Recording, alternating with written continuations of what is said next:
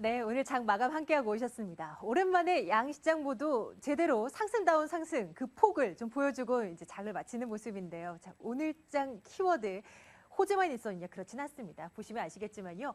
오늘은 스페인에 대한 우려가 약간 있었어요. 그리스가 잠잠하니까 스페인이 또 스물스물 올라옵니다. 스위스가 아니라 스페인이죠. 스페인의 금융권에 좀 구멍이 송송 뚫려 있다고 합니다.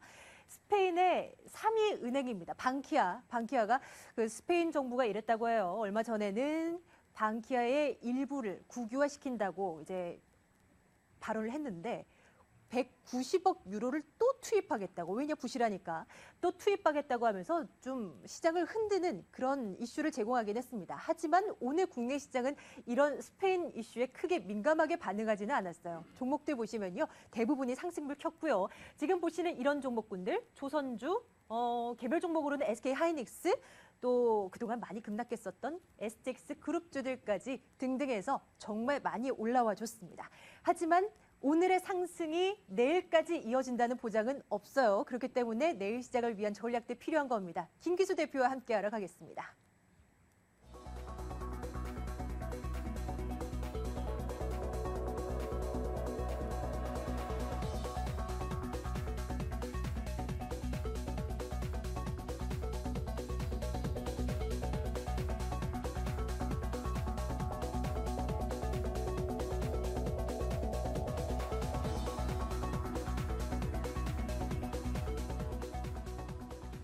네, 시장에 대한 얘기 나눠봐야 되겠죠. 승리투자클럽 김기수 대표와 함께하도록 하겠습니다. 대표님 어서 오세요. 예, 안녕하십니까. 네. 자, 오늘 계속 팔자 흐름을 보였던 외국인 투자자들은 돌아왔습니다. 또 기관 투자자들의 힘도 돋보였던 하루고요. 오늘 시장은 어떻게 분석하십니까? 어제 우리 시장이 어제 그 석가탄신일 기념으로 휴장을 했고 또 미국 시장이 메모리얼 데이로 휴장을 했죠. 그런 바 가운데 이제 그 변화가 있었다라고 한 부분은 그 유럽 시장에서 혼조 국면을 보였고, 그 혼조 국면 중에 이유 두 가지 부분을 찾을 수가 있는데, 하나는 그리스와 관련된 부분에서 나름대로 그 그리스의 위기 부분은 조금 시간을 연장하는, 그러니까 수면 아래로 조금 내려가는 모습, 그 은행에 대한 금융 지원도 재개하는 프로그램으로 가고 있기 때문에 양호한 형태를 보인 반면에, 이제 스페인의 국채 금리가 10년물 국채 금리가 6.5%가 넘어가면서 스페인으로 그렉시트가 전이 되는 과정이다라고 표현할 만큼 안 좋은 모습을 하고 있는 것이 이제 그 마지노선이라고 하나요? 7%대죠. 7%인데 6.5%까지 그러니까 올라가. 이제 위험 정도까지 온 겁니다. 그렇게 표면적으로 이야기를 한 것이 이제 우리 시장의 쉬는 흐름이죠. 자, 그런데 이제 이제 우리가 이런 부분입니다. 조금 있다가 제가 그 말씀을 드릴 텐데, 사실 그 뱅키아 관련 앵커님이 말씀하신 것처럼 뱅키아 관련해 가지고 지금 계속해서 그 국가에서 자금을 투입을 하고 있죠. 그렇기 때문에 그 뱅키아가 이제 거의 국유화할 만큼의 부분인데, 우리가 이제 이 부분은 이렇게 한번 해석할 필요가 있습니다. 뱅키아가 이제 한 2010년에 7개 저축은행이 합병이 되면서 이제 그 뱅키아 은행이 됐는데, 사실 우리나라의 저축은행 정도로 생각을 하시면 될 것 같아요. 그러니까 부동산을 기반으로 해서 성장의 모멘텀을 가졌는데, 사실 우리나라 저축은행도 프로젝트 파이낸싱 이런 부분 때문에 부실이 심화된 것처럼 스페인 부분에 있어도 부동산 가격이 하락을 하면서 그 부분이 이제 위험에 처한 상황이 된 거죠. 그렇기 때문에 그것을 좀 확대해서 스페인 전체의 위기로 몰고 가는 것은 조금 아닌 것 같다라는 부분입니다. 그 이야기는 뭐냐면, 국채 금리가 6.5%가 넘어간 건 사실 부담이긴 해요. 그죠? 그런데 이제 그런 부분에 있어서 이제 그리스는 EU에서 차지하는 그 GDP 비중이 2%에서 3% 내외이지만 이 스페인 같은 경우는 8% 정도 되거든요. 거기에 가장 최대의 채권국, 그러니까 익스포저에 노출되어 있는 국가가 독일입니다. 그런데 2%, 3%밖에 안 되는 그리스 때문에 지금 전 세계가 난리인데, 그죠? 만약에 스페인 정도까지 흔들리게 되면 상당히 그 EU나 그리고 전 세계적인 글로벌 시장이 위험에 처하는 건 기정사실인 거고, 정말 기정사실로 그렇게 위험에 처하는 모습으로 보여졌다면 독일의 국채 금리도 상승을 해야죠. 그런데 독일은 거의 뭐 제로금리에 가까운 수준으로 국채가 거래가 되고 있습니다. 이 이야기는 뭐냐면 위험을 함께 하고 있는 독일 부분이 나름대로 스페인이 국채 금리가 올라간 건 부담인데 독일도 마저 불안한 모습을 보여줘야 되는데 그렇지가 않다라고 한다면 조금 국채금리 상승에 대한 부분을 다시 한번 해석해 볼 필요가 있다. 그러면 이제 보여지는 것으로는 다소 불안하지만 시장 우리 내면의 힘 자체를 한번 봐야 된다. 예. 그것이 이제 조금 이따 질문에 나오는 조선업종을 보는 것입니다. 그래서 오늘 제가 잠시 뒤에 조선업종에 네. 대해 질문을 할 거라고 생각하셨나 보죠? 예, 당연하죠. 예. 왜냐하면 유럽의 위기에 가장 치명적으로 영향을 받는 게 조선업종이에요. 그런데 예. 오늘 상대적으로 조선업종이 가장 좋았습니다. 강하게 나왔죠. 예. 그러면 스페인의 위기가 정말 그 국채금리 상승 때문에 그것이 되돌이킬 수 없는 전이 과정으로 가는 흐름이라면 기관이든 외국인이든 그렇게 적극적으로 매수를 해서 5%대의 강세를 가지고 오지가 못하겠죠. 그러면 수급 얘기로 이어가 볼게요. 조선주는 조금 이따가 더 구체적으로 살펴주시고요. 전반적인 시장에서 수급을 봤을 때 외국인 투자자들의 움직임 오랜만에 정말 매수를 보여줍니다. 뭐 장중에 왔다 갔다 하는 날도 많았지만요. 그 19거래일 만에 이제 매수 전환을 한 거고요. 역사적으로 봤을 때 그 이렇게나 뭐 20거래일 안팎으로 매수에 나섰던 적이 뭐 손가락에 꼽힌다고 해요. 뭐 그런데 오늘은 이제 매수로 조금이나마 유입이 됐었고 어떻게 좀 긍정적으로 봐도 된다라는 입장이십니까? 뭐 매수하는 건 매도하는 것보다 훨씬 좋다는 거 다 알고 계시잖아요. 그죠? 우리가 이거 한번 표를 보도록 하겠습니다. 외국인 찔끔 매수했습니다. 찔끔 218억 정도 매수를 했네요. 18일 동안 매도를 하면서 3조 5천억을 매도를 하고 지난주 금요일까지 오늘 218억 매수를 했습니다. 자, 그런데 잘 여기서 이제 살펴볼 부분이 218억 정도 매수를 하고 개인이 오늘 모처럼 3천억 좀 세게 매도를 했죠.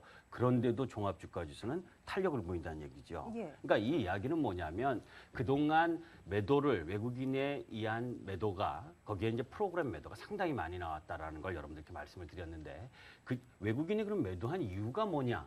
한국 경제의 펀더멘털이 나빠서 그거 아니었잖아요. 그죠? 그게 아니고 유럽에 있어서 유럽의 주요 은행들은 그죠? 그 6월까지 그죠? 그 자기 자본의 확충 부분을 9%까지 만들어내야 됩니다. 그러니까 어쩔 수 없는 매도도 많았다는 거예요. 왜? 3조 5천억의 매도 중에 80%가 유럽 계좌금이었습니다. 그러니까 아시아 시장에서 우리 시장이 차지하는 레벨, 그러니까 펀더멘탈 이 부분 때문에 매도한 것이 아니고 자기네 은행들이 살아야 되니까 지금 그러니까 그 부분에 돈을 확충하기 위해서 일정 정도 매도가 세게 나온 거죠. 그런 흐름으로 해석을 하게 되면 오늘 외국인들이 뭐 218억이다 내일도 뭐 500억 1000억 매수 들어올 거다 아닐 거다 그거는 뭐 내일 봐야 되는 거고 제가 여러분들께 이야기할 부분은 매도세가 급한 매물은 일정 정도 소화가 됐다.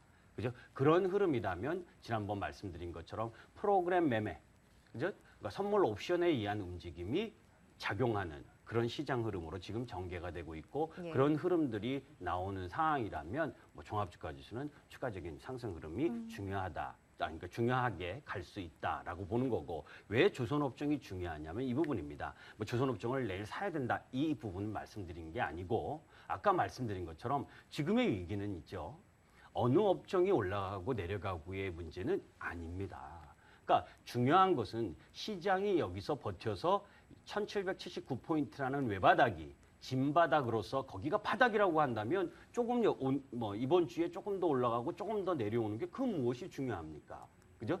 우리가 우려하는 건 지난번 형성되었던 1779포인트를 깨고 더 내려가서 이후의 악재가 더 불거지는 상황이 전개가 되면 힘들어지는 거잖아요.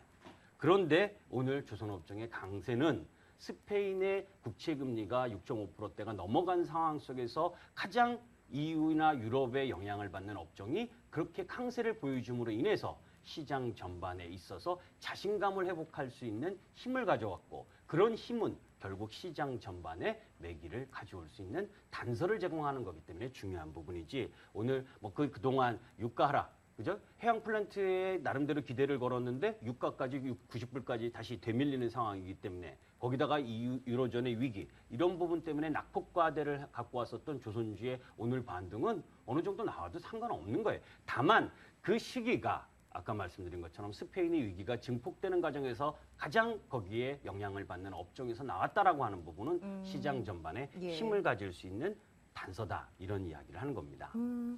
STX 그룹주도 또 이어가 보도록 할게요. 조선주 안에서 보면은 또 STX 그룹주 몇몇들이 보이게 되는데요. STX 그룹주는 사실 조선업종 뭐 이런 업황이 좋지 않을 때 밀리고 또 내부 사정에 의해서 또 밀리고 뭐 괜찮다면 잠깐 반등 나왔다 또 밀리고 이런 반응입니다. 좀 어떻게 봐야 되는 건가요? 뉴스에 의해서 하락하고 뉴스에 의해서 오늘은 올라온 거죠. 그러니까 항상 접근할 때 이런 부분입니다. 자신 있으세요? 혼자 매매하시는 게 그러신 분들만 들어가시는 거예요. 무슨 거냐면 업종에서 현대중공업, 현대미포조소, 삼성중공업, 대우조선해양 안 떨어졌나요? 다 떨어졌습니다, 여러분들. 그죠? 더 잘 나가고 해양플랜트 수주 지금 1, 2위 하고 있는 삼성중공업, 대우조선해양마저도 많이 떨어졌어요. 그렇지 못한 STX 조선해양이 많이 떨어지는 거 이해할 수 있나요? 없잖아요. 그죠? 그러니까 외국인이나 기관이 더 매수를 하려면 뭐 해야 됩니까? 그 실적이 좋든지 그리고 재무 구조가 양호하든지 이 재무 구조 개선 약정을 한다고 해서 한순간에 해결되는 게 아니죠. 그러니까 뉴스에 의한 등락이 펼쳐질 건데 그 뉴스에 의한 등락에 잘 대처할 수 있는 경험자 이분만 공략이 가능 대상인 겁니다. 그러니까 그런 뉴스를 가지고 현혹돼서 이제는 저게 그 체결되니까 그룹의 리스크가 다 없어졌다? 저는 그렇게 보시는 건 아니에요. 예. 그런 문제는 시간이 상당히 많이 가는 겁니다. 예전에도 제가 여러분들 SX 페노션인가 물어보실 때 제가 이런 말씀을 드렸어요. 굳이 왜 그룹의 유동성에 대한 이야기들이 나오는 부분을 매매하시려고 그러냐. 그죠? 그 종목밖에 없다면 그 종목을 사고 파는 게 중요한 것이지만 나름대로 여러 종목들이 있는데 굳이 뉴스 파악에 대해서 뉴스에 대한 옳고 그름이나 가격이 올라가고 내려가는 판단이 힘든 종목, 업종을 굳이 선택해서 매매하는 건 바람직하지 않은 겁니다. 예. 그래서 초보 투자가분들이나 경험이 없으신 분들은 SX그룹이 여기서 더 올라간다 하더라도 저는 매매를 권하고 싶지 않습니다. 예, 초보 투자자분들 또 주식 시장에 또 혼자 대응하기 어려운 분들을 위해서 잠시 뒤에 구체적인 종목이나 뭐 업종에 대한 전략들 세워주시기 바라겠습니다. 자, 글로벌 경제 일정 확인하고 내일 시장을 위한 전략들 세워드리도록 하겠습니다.